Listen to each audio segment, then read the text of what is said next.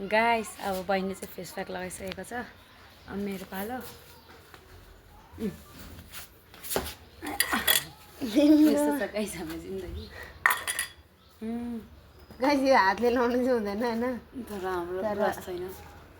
Brush नभएपछि के गर्न? यो चाहिँ स्क्रब भयो नि फेरि।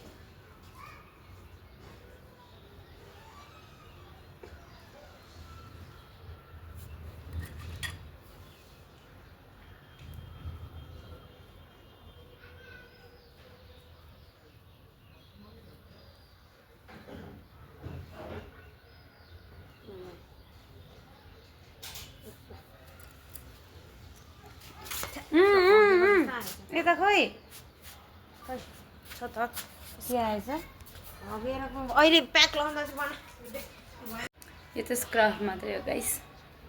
टिकटकमा देखेको थियो नि धेर भएपछि चाहिँ कसलाई लगाइदिने। हाम्रो नि भाइ छ एउटा होइन बहिनी अनिमा।